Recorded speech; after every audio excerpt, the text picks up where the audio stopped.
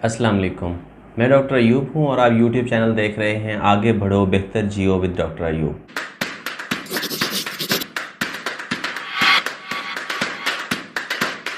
जैसा कि तवक्को की जा रही थी कि हुकूमत ने सब्सिडी को बिल्कुल ख़त्म करने के लिए पेट्रोल और डीज़ल की कीमतों में 30 रुपये फ़ी लीटर का एक और इजाफ़ा कर दिया है, जिससे पेट्रोल की प्राइस बढ़कर 210 रुपये फ़ी लीटर हो गई है और डीज़ल की भी प्राइस 30 रुपये के हिसाब से बढ़ गई है। ये बिल्कुल ऐसे ही जैसे अब गरीब आवाम पर या मिडिल क्लास तबके पर एक महंगाई का मिज़ाइल ही मार दिया जाए। ये मिज़ाइल उस वक्त ज़्यादा तकलीफ़ देह हो जाता है जिस वक्त गरीब को या मिडिल क्लास तबके को कोई रिलीफ ना दिया जा रहा हो। इससे जो मुआशी मुश्किलात हैं वो बहुत ज़्यादा बढ़ने का इम्कान पैदा हो गया है। ऐसे इम्कानात हो गए हैं जिससे कि महंगाई का जिन बेकाबू हो जाएगा। इंडस्ट्री में जो चीज़ों को पैदा करने की लागत पैदाइश है वो बहुत ज़्यादा बढ़ जाएगी। एक तरफ महंगाई है तो दूसरी जानिब बिजली की लोड शेडिंग अपने उरूज पर है। बिजली की कीमतों में भी बेतहाशा इजाफा किया गया है, यानी टैक्सेस वगैरह मिला के अब आवाम को 11 रुपये फ़ी यूनिट के हिसाब से बिजली महंगी मिलेगी। यही वजह है कि लोड शेडिंग में बेतहाशा इजाफा कर दिया गया है, क्योंकि अगर लोड शेडिंग ना की गई तो आवाम को बिजली का बिल तकरीबन 2 गुना के हिसाब से वसूल होगा, क्योंकि उनकी मुआशी मुश्किलात में बहुत ज़्यादा इजाफा करेगा। इसलिए हुकूमत ने स्ट्रेटजी ये रखी है कि जो बिजली की पैदावार है उसको कम करने के लिए फ्यूल की कंजम्पशन भी कम की जाए और साथ में लोड शेडिंग भी की जाए। एक क्वेश्चन जो सोशल मीडिया पे ज़ेर बहस है वो ये कि हुकूमत IMF के दबाव पर ऐसा कर रही है और हुकूमत को IMF की हर शर्त नहीं माननी चाहिए। कुछ लोग ये कह रहे हैं कि ये साबिक़ा हुकूमत का IMF के साथ जो मुआहिदा किया हुआ था उसकी वजह से ऐसा करना पड़ रहा है। भाई, अगर आपकी कोई सियासी वाबस्तगी है तो आप जो मर्ज़ी कहते रहें, आपको कोई रोकने वाला नहीं है, क्योंकि हम इसे अक्सरियत जो हैं वो यही काम करते हैं कि वो एक सियासी जमात को गैर मशरूत तौर पर हर वक्त हर हाल में सपोर्ट करना चाहते हैं, जो कि इट्सेल्फ एक गैर पैदावारी काम है। यही तो वजह है कि आज हम IMF के तलवे चाटने पे मजबूर हैं या हम गैर मुल्की ताकतें हैं उनकी हम गुलामी करने पे मजबूर हुए हैं। हालांकि IMF ने आज तक हमें ये नहीं कहा कि आप जनाब जल्दी जल्दी आएँ हमारे पास, हमारे तलवे चाटें और हम आपको फिर कर्ज़े देंगे, हमारी आप शराइत मानें। यहाँ पर यह बात जहन नशीं कर लेनी चाहिए कि IMF कोई मुल्क नहीं है, IMF एक एडवाइजरी काउंसिल है। IMF का काम लोगों की गुर्बत कम करना नहीं है। IMF के क़याम का जो बुनियादी मकसद है उसको समझे बगैर अगर आप तनकीद करते रहें, IMF को तो कोई फ़र्क नहीं पड़ रहा, आप जो मर्ज़ी लिखते रहें। IMF और वर्ल्ड बैंक इकट्ठे बनाए गए थे। IMF का काम जो ग्लोबल इकॉनमी को अगर कोई मसला दरपेश हो तो उसको ठीक करना है। बुनियादी तौर पर IMF जैसे इसके नाम में है इंटरनेशनल मॉनेटरी फ़ंड है। ये मॉनेटरी यानी ज़री मामलात को ज़ेर बहस लेके आता है। ज़री मामलात में जो मेन है वो बैलेंस ऑफ पेमेंट्स है, यानी अदायगियों का तवाज़न है, एक्सचेंज रेट्स हैं यानी शरह मुबादला है। इसके अलावा जो दुनिया में शरह सूद और शरह सूद से मुतल्लिक़ मामलात हैं, ज़र से मुतल्लिक़ मामलात IMF डील करता है। इसकी जो सिस्टर ऑर्गेनाइजेशन है वो वर्ल्ड बैंक है। वर्ल्ड बैंक का एजेंडा ये है कि वो दुनिया से गुर्बत के ख़ात्मे के लिए, डेवलपिंग कंट्रीज़ को मुस्तहकम करने के लिए, डेवलपिंग कंट्रीज़ का जो लिविंग स्टैंडर्ड है उसको अप करने के लिए काम करता है। अगर आप ये तवक्को रखते हैं कि IMF ऐसी आपको तजवीज़ देगा जिससे मुल्क में गुर्बत की सतह कम हो जाएगी, तो भाई ये IMF का काम ही नहीं है, ये वर्ल्ड बैंक का काम है। IMF का काम मुल्क के ज़री मामलात पर और आलमी ज़री मामलात पर नज़र रखना है। जहाँ तक ताल्लुक़ है इस सवाल का कि IMF मगरिब का नुमाइंदा है, तो बिल्कुल IMF मगरिब का ही नुमाइंदा है।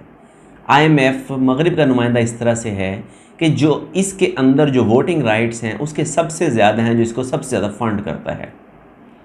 IMF को इस वक्त सबसे ज़्यादा फ़ंड जो है वो यूनाइटेड स्टेट्स, जिसे हम अमेरिका कहते हैं, वो करता है। अमेरिका इसकी फ़ंडिंग का तकरीबन 17% करता है और उसके 17% वोटिंग राइट्स हैं जो कि इसकी फ़ंडिंग की बेस पर हैं। IMF आज से कुछ साल पहले जब मैंने इसको पढ़ा था तो IMF को अमेरिका ने तकरीबन $60 बिलियन फ़ंड किया हुआ था। $60 अरब IMF का फ़ंड था जिसकी बेस पर अमेरिका की जो वोटिंग राइट्स हैं वो 17% थे। जिसका जितना ज़्यादा फ़ंड होता है ये उसके वोटिंग राइट्स IMF में उतने ही ज़्यादा होते हैं। यही वजह है कि IMF पर यह इल्ज़ाम किसी हद तक ठीक है कि वो उन्हीं के मफादात का तहफ़्फ़ुज़ करेगा। अमली ज़िंदगी में भी ऐसा ही होता है। अगर आपको कोई बेतहाशा फ़ंड करे तो आप उसी के मफादात का तहफ़्फ़ुज़ करते हैं। ऐसा नहीं होता कि एक शख्स कर्ज़ा लेने वाला हो और एक शख्स कर्ज़ा देने वाला हो तो देने वाले का तहफ़्फ़ुज़ किया जाता है, कर्ज़ा लेने वाले का तहफ़्फ़ुज़ नहीं किया जाता। तो हमें कोशिश ये करनी चाहिए कि अगर हम IMF से इतने ज़्यादा तंग हैं तो हमें IMF के दरवाजे पर नहीं जाना चाहिए। हमें IMF से फ़ंड्स लेने के बजाय IMF को फ़ंड देना चाहिए ताकि IMF हमारे भी मुआशी मफादात का तहफ़्फ़ुज़ करे।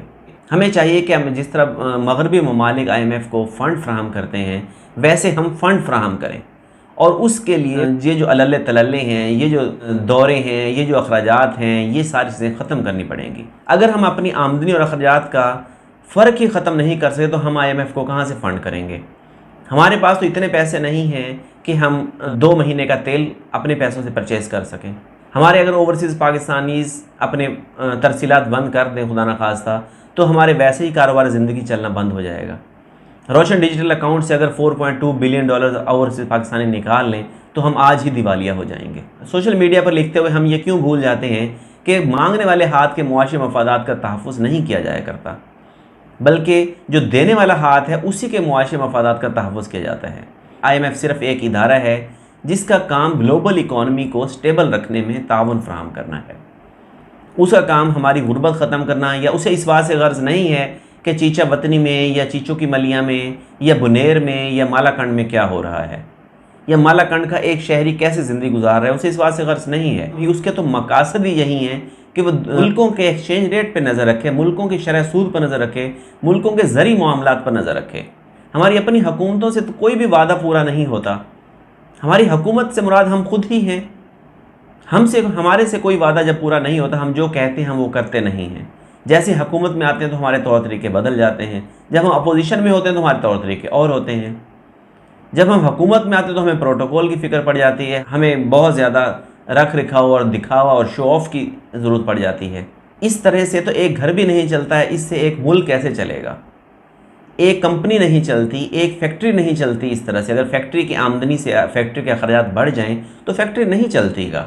हमारी हालत तो ये है कि हम अभी तक लफ्ज़ मुआशियात या लफ्ज़ मईशत या लफ्ज़ इकनॉमिक्स इसकी अहमियत को ही नहीं समझ सके। अगर हम इसकी अहमियत को समझते होते तो सबसे ज़्यादा रश इकनॉमिक्स डिपार्टमेंट्स में होना था। जो टॉप ब्रेन है वो इकनॉमिक्स डिपार्टमेंट्स में होता। जो हमारे लोग हैं वो तो अपने बच्चों को डॉक्टर बनाना चाहते हैं, इंजीनियर बनाना चाहते हैं, वो अच्छे इकोनॉमिस्ट तो बनाना ही नहीं चाहते। भाई अगर आपने बहुत सारे अच्छे डॉक्टर बना लिए और इकोनॉमिस्ट ना बनाए तो मुल्क डूब जाएगा। अगर मुआशी पॉलिसियाँ ठीक नहीं होंगी, अगर आपके डॉक्टर अच्छे तो डॉक्टर क्या करेंगे। इसलिए हमारे लोगों को इकनॉमिक्स की अहमियत को समझना चाहिए, लॉन्ग रन मुआशी पॉलिसियों को समझना चाहिए, हमें इसकी हरकियात को समझना चाहिए। हमें किसी इदारे पर किसी चीज़ पर तनकीद करने से पहले खुद के गिरेबान में झांकना चाहिए कि हम क्या करते हैं, क्या हमारी आमदनी और अखराजात में तनासब तवाज़न है। अगर हमारी आमदनी और अखराजात में तवाज़न नहीं है, अगर हमारे अल्ले तलल्ले ख़त्म नहीं हो रहे, अगर हमारे दिखावे के काम नहीं ख़त्म हो रहे, हमारी कौम का मेजर हिस्सा गैर पैदावारी कामों पर अपनी तवानाइयाँ सर्फ करता है। इसलिए IMF को या वर्ल्ड बैंक को या वेस्टर्न कंट्रीज़ को अगर आप बहुत ज़्यादा क्रिटिसाइज़ करेंगे, भाई वेस्टर्न कंट्रीज़ तो अपना काम करेंगे, वो उनके मुआशी मफादात हैं। अगर मगरबी ममालिक हमारे खिलाफ साजिश करते हैं तो हमारा दिमाग किधर है, कर रहे हम उनकी साजिश को डिफ्यूज़ क्यों नहीं कर सकते। अगर हमारी अनख इतनी है कि हम IMF को बुरा भला कह सकते हैं, IMF से कर्जा लेना बंद कर दें, करें जो आपके पास है आप वो खाएं, जो आपके पास है वो आप पहने, जो आपके पास है वो आप उसको इस्तेमाल करें, और जितनी आपकी आमदनी है उसमें उतने अखराजात कर लें, चादर देकर पाँव फैलाएं। अपनी हमारी कौम को ना सब्सिडी के कॉन्सेप्ट का पता है, ना IMF की फंक्शनिंग का पता है, ना वर्ल्ड बैंक की फंक्शनिंग का पता है, ना ही इंटरनेशनल रिलेशंस का पता है। हम सब के सब एक निचली सतह के दानिश्वर हैं जो कि सोशल मीडिया पर सारा दिन अपनी फजूलियात लिखते और रहते हैं। तो इन कामों से निकलने के लिए एक संजीदा कोशिश की ज़रूरत है, लॉन्ग रन मुआशी पॉलिसियाँ तरतीब देने की ज़रूरत है, इकनॉमिक्स की सिग्निफिकेंस को समझने की ज़रूरत है, इकनॉमिक्स के फील्ड में आगे आने की ज़रूरत है, अपना टॉप ब्रेन इकनॉमिक्स में दाखिल करवाने की ज़रूरत है। इसके साथ साथ हुकूमतों को भी चाहिए कि अपने ये दौरे और ये अल्ले तलल्ले ख़त्म करें, अपने अखराजात को कम करें। जिसने आना है, जिसने आपकी इमदाद करनी है, वो यहीं आपकी इमदाद आके कर देगा। अगर करें तो आप फ़ोन पर रिक्वेस्ट कर लें। जब आप 60 बंदों का वफद लेके वहाँ उतरते हैं तो उन्हें लगता है कि इनको तो इमदाद की ज़रूरत नहीं, इमदाद देने आए हैं शायद।